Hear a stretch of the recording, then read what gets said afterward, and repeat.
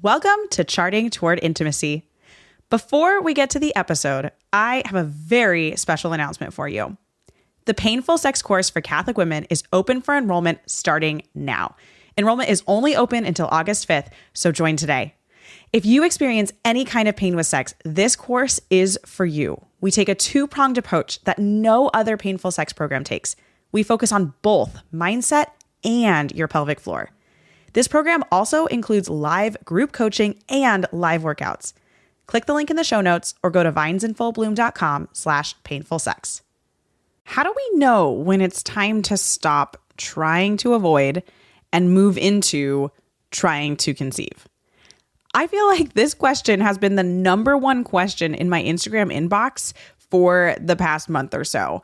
So here it is, an awesome conversation about how to know when it's right to make that change. Welcome to Charting Toward Intimacy, the sex and intimacy podcast for Catholic women. My name is Ellen Holloway, and I am a Catholic speaker and coach who's on a mission to help you actually enjoy and desire good, holy sex with your spouse. And joining me today is my amazing, semi-regular co-host, Kathleen Chavanis. All right. When to know Hello. when it's time to stop trying to avoid. Wording that sentence was hard. Yeah. When to know when it's time to stop trying to avoid. Or alternatively, when to know when it's time to start trying to conceive. But I didn't want to word it that way because I think there's a big difference between stopping trying to avoid and starting trying to conceive, because stopping trying to avoid might just mean, well, I'm going to throw the charts out the window and just not really know what my basic fertility status is. We'll just see what happens. Or stopping trying to avoid might be, well, we're just going to lax it out on the rules and just, you know, instead of being really hard and fast in the first phase and just, you know, right at 6 days, starting to abstain, or, you know, just immediately upon seeing a tiny bit of mucus, starting to abstain, like maybe just lengthening that out a little bit, right? Yeah. Or I was going to say, or lengthening it out entirely and just being like, you know what? I mean, because I think the fact of the matter is you can stop charting, but once you know your cervical mucus pattern, like, you know where you are in your fertility. You know what I mean? Like, it's not, there's no question. I mean, I could just like not touch a chart ever again, and I'm always going to know whether I'm likely fertile or not. You know what? That's basically charting with the old school 2-day method. Like, because the 2-day method doesn't actually really, like, you don't actually keep a chart. You basically just see mucus. It was and mucus then you wait. Today or yesterday. Yeah. Yeah. If it was today or yesterday, then it's a no-go. But if it was like not today and not yesterday, then you're good. Yeah. Yeah. Yeah. Or less. Don't follow that if you're like actively really trying to avoid pregnancy. Please have a instructor. Although it had like a surprisingly high efficacy rate, the 2-day method. Well, and it's been tested in like, you know, developing countries because you don't need technology with it. You don't need to have like a paper and pen or like a chart or anything. It's truly like you just kind of ask yourself a couple of questions each day. Yeah. And it's pretty simple.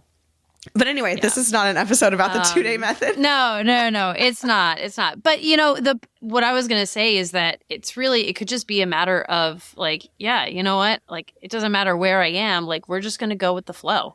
If we just want to have sex, we're just going to have sex. It doesn't matter whether I'm seeing mucus or, you know, it could just be throwing the rules out the window altogether. Just see you later. I think just from my own, you know, personal opinion, I think that's just a really beautiful place for couples to be. Yeah.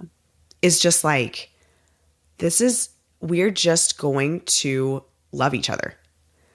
And this episode, again, it's aptly titled, so I think people who aren't necessarily in this situation won't listen to this episode. But, you know, we're going to be talking about situations that are not needing to actively try to avoid pregnancy, right? So yeah, we're not, in this episode, we're not talking about people who have a very strong medical reason to avoid pregnancy or just like a very serious reason to avoid pregnancy. We're talking about the like 95% of the rest of the population here. Yeah. So just know that like, that's just the disclaimer to start this episode. Yeah. But I think that just good. Like general sort of openness and like freedom is a beautiful place for couples to be. And we don't celebrate that enough. We don't value it enough, I think, sometimes because we're so like focused on, okay, let's make sure that couples know NFP, which is really important. Let's make sure they understand the rules, right? And we know that fertility awareness is highly effective if you follow those rules for avoiding pregnancy. We know those things. And our church often, like the people who are talking about NFP are NFP instructors. I mean, Kathleen and I are both NFP instructors. And NFP instructors, when I'm teaching a couple, I am very these are the rules to avoid pregnancy. And I'm very, I explain those very strictly. And because my job is to make sure they understand how to avoid pregnancy naturally using, fertility awareness and the body signs that they have. But honestly, I'm not really sure that needs to be the default for married Catholic couples. I just just from a personal opinion standpoint. Yeah, and I think you're absolutely right. And I think that it is something that it's interesting because we sort of I think our mindset is sort of cooperative with the culture because it's hard to kind of go against it, right? So our mindset is like, oh, okay, I don't have to use birth control. In fact, I can't use birth control, but I can do this instead, right? And so it seems like our default is always to be in that place of control, right? Yep. That oh, I can manage this. I can do this. I can do it naturally. I can do it within church teaching. I can do all this stuff. But ultimately, it's still that default to try and control. And there is not anything wrong with that under the right circumstances, right? But I think that you're right. The point that it gets difficult is when it's like, okay, maybe I'm suddenly not within those circumstances anymore where I have to control anymore, right? It is fine to do that if you are postpartum and overwhelmed, if you have so many other kids and a lot going on in life and you feel like you can't take on anything else right now. It is fine if your mental health is suffering. It is fine if your physical health is suffering. It is fine if your financial stability is. There are so many reasons that it is fine to do that. But what if all of those things are not suffering? What if all of those things are good and you're just, and I say you, but really talking to me because I am in this state right now, right? Where it's my youngest is almost 2 years old, which is insane. She still feels like a baby to me, but she's still not sleeping.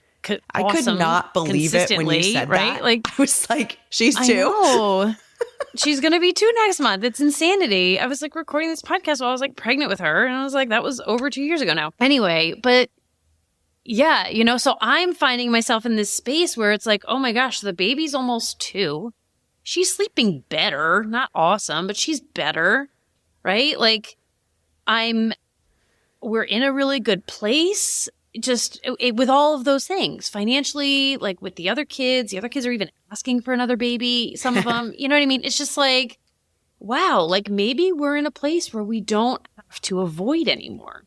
And I think it feels strange to make that transition because again, the default is to control. That's just human nature, right? For so much of us. I mean, I'm a control freak, right? So many people struggle, especially when you're talking about something as weighty, literally weighty as pregnancy, right? It is a toll. It's a toll on the body. It's a toll on the mind sometimes. It's a toll on everything that it's oh yeah, we gotta be really careful around this really heavy thing. But then sometimes you just don't. Sometimes you can. And it might not mean like and again, I'm using myself as an example here because this is exactly where I am. Do I want like so badly to be pregnant right now? Really? Like I've done it 5 times already. It's like, it's kind of the apple sort of lost its luster a little bit, but like, do I also not want to have another baby? Like, I don't know. Maybe not. Like, I think I'm in a place where it's strange because it's one of the first times I've really been here where it's like, I would be fine having another baby, but I would also be fine if we didn't. And, like, it's sort of this place where you really can just like lean in to God and just beg for his will, and that's it. Like, all I want right now, Lord, is what you want. But the funny thing is this is how we should be all the time. Yes. Right? That's what I was going to just say. Yeah. Like I think it's a gift to find yourself in that emotional and spiritual and physical space where you feel at peace with either option. That is a gift. And I think that honestly, in 11 years of marriage and 5 babies, it's the first time I've been in that space. So I thank God for it. Like, I praise him for it. But it's just this eye-opening revelation too, that like, wow, what if I could have been, like, what if I was in this space all the time? Like, what if I was always here? Like, where it's just like, yeah, Lord, whatever you want, and I will be at peace. It's truly, you look at writings of the saints, any of them, right? And it's just like, right, your will be done, Lord. Like, who is it that says, like, I should equally celebrate? It might be Ignatius. Like, I should equally celebrate, like, good news and bad news because I know it's God's will. Like, I should celebrate everything that happens to me because if it's happening to me, it's God's will. Like, he doesn't allow things to happen that are not within his will. And permissive will, maybe. Right? Yeah, right. Like, he'll allow things to happen that he knows that he can bless, that he will bless, right? He allows things that are hard and sad and frustrating, and like, he allows those things to happen because he knows that he can create a greater good out of it. He's never going to allow something that he can't create a greater good out of. He never is going to allow that. And like, that's just somewhere that I think just as a culture, we just don't have, because our culture is not a culture of Christendom anymore. Like, there's just no concept of a higher power that truly is taking care of everything, right? Yeah. And so it's like, our culture is black and white. It is, are you trying to get pregnant or are you not trying to get pregnant? Those are the 2 options, right? Your OBGYN is asking you, what's your method of birth control unless you're trying to get pregnant? And it's like, well, but I'm not. Like, I don't know. Like, I love Jennifer Fulwiler in, like, I think it was like her last baby or something like that. It's in one of her books. But like, her OB is like, oh, was this planned? And she's like, I don't know how to answer that question. It was like, not planned, but expected. Yeah, like, it's like, we more or less knew what we were doing, but I guess we maybe didn't necessarily want to get pregnant, but also like, God's in charge. So like, he knew, I just I love that part of her book. That is so I don't remember which book it is. Just read all of her books. They're hilarious and fun to read. They're good, yeah. They're fun. They are But fun. it's just like, it's so true. And we don't remind ourselves of that enough. That God he truly will not let something happen to you that he can't create a greater good out of. He just won't. Really quick, before we get on with the rest of the episode, I just wanted to ask you that if this podcast has blessed you in any way, or you've learned something from this podcast, would you please rate and review this podcast The reviews in particular really help people find this podcast and benefit from it. So I would be so grateful if you would rate and review the podcast. I think, Ellen, when we were preparing for this episode, I think you put it really well, where you said, how do I know? Like one of the questions we wanted to answer was, how do I know when it's time to stop avoiding, right? To intentionally stop avoiding. And it's so funny because again, everything just seems like black and white for us. Like there's a time to be born and a time to die, right? There's a time to avoid and then a time to not.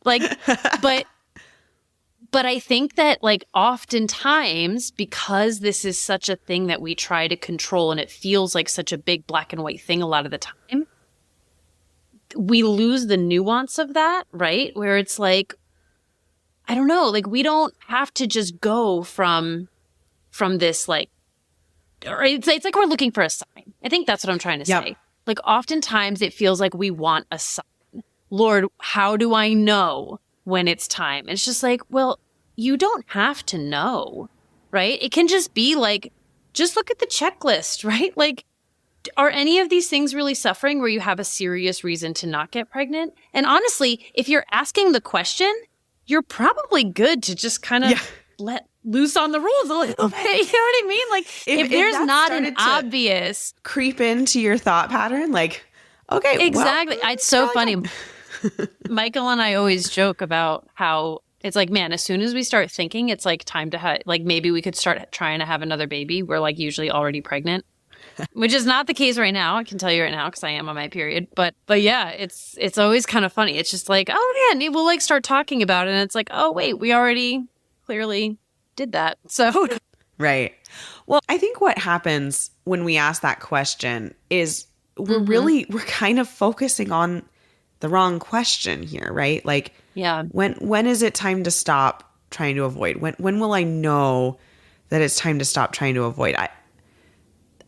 I'm not sure that that's a question we ever really need to be asking ourselves.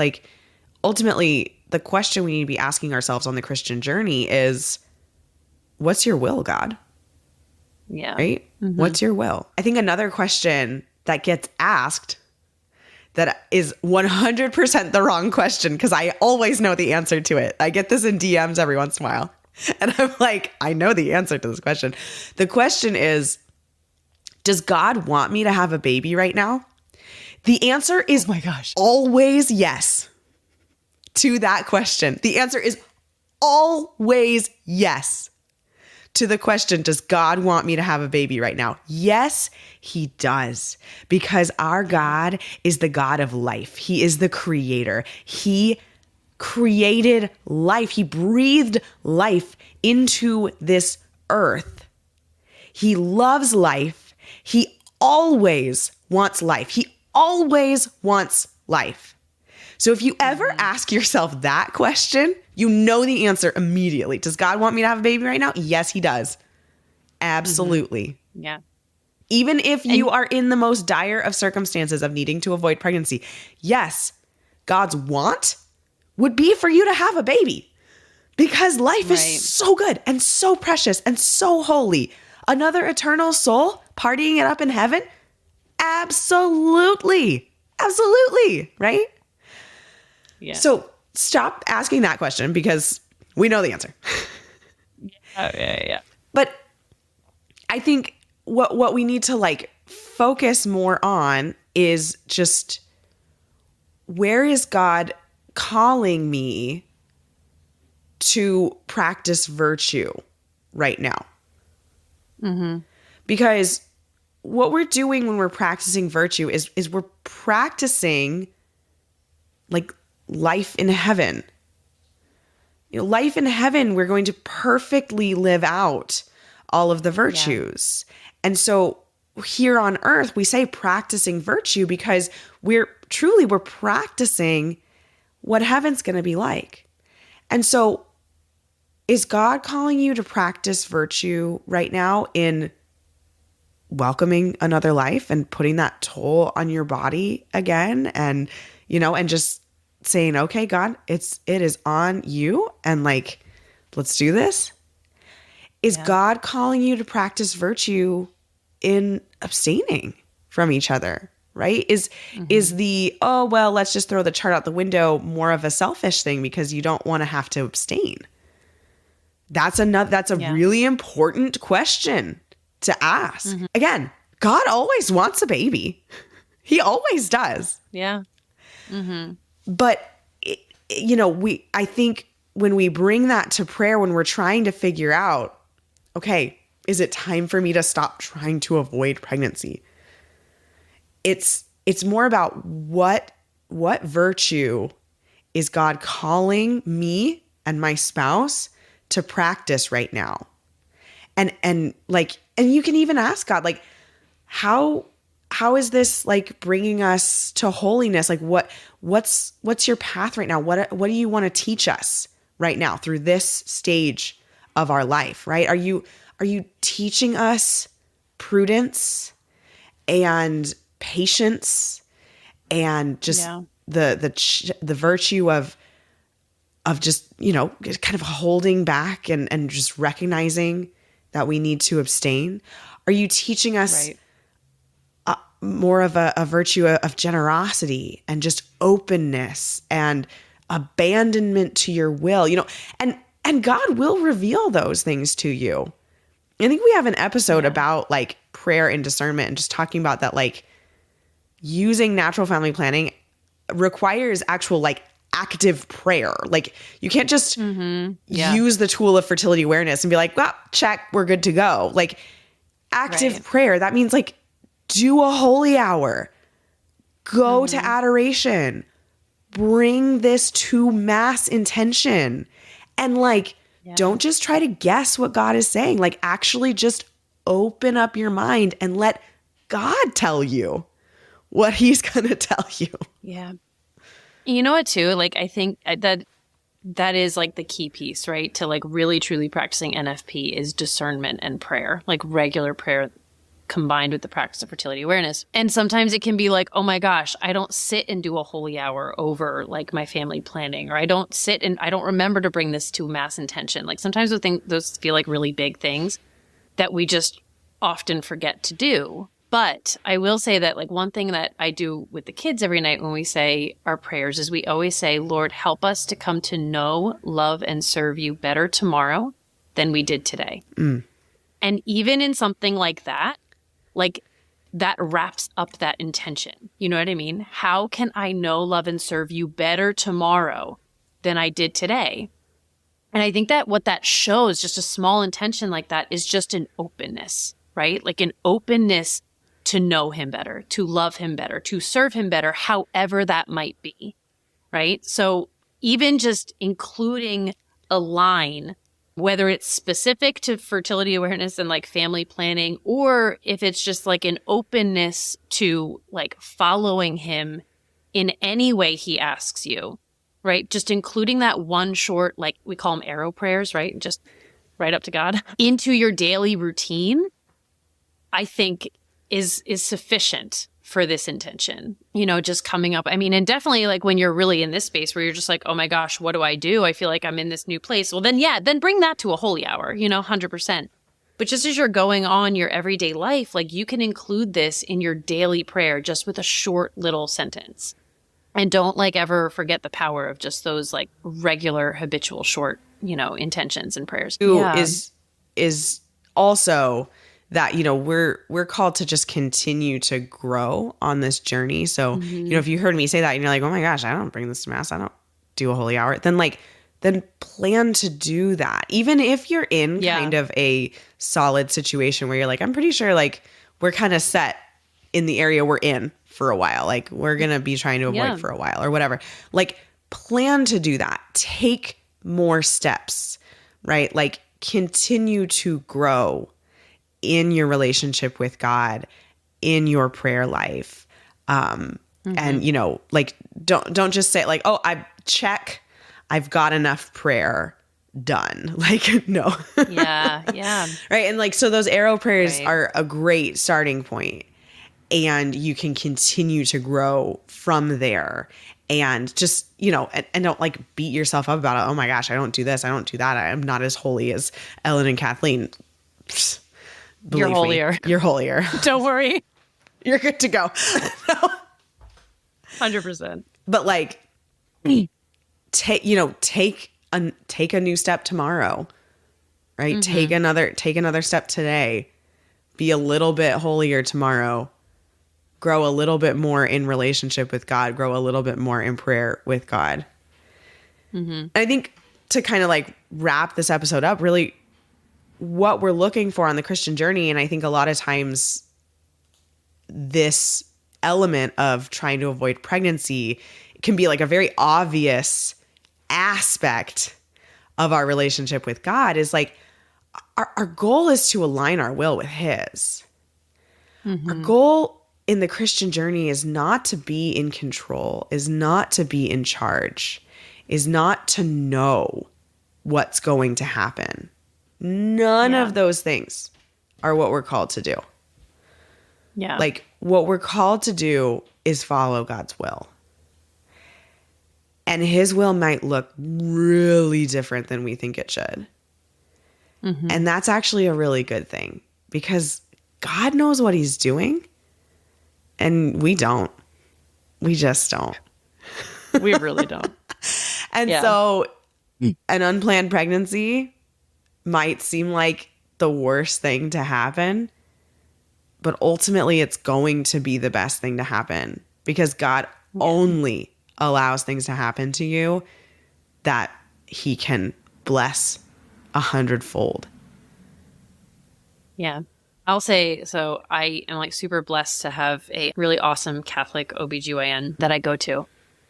And I remember being in this place one time where it was just kind of like, oh my gosh, it was like the struggle postpartum of just like avoiding and the whole thing. And she told me, she was like, listen, you need to remember that you can provide an egg and your husband can provide a sperm, but only God can make a baby. And I go back to that so often, where it's like, God is, all we have to do, our only job is to show openness, right? Is to like remain open for whatever God wants from us, right? And so maybe sometimes that means we throw the rules out the window and we, enter into sex and, and God doesn't, like during a fertile time, and God doesn't bring a baby out of it. Like that can happen. Like we know the biology, like we know how babies are made, right? But we forget that it's not just biology. There's a human soul that needs to be given through the biology, right?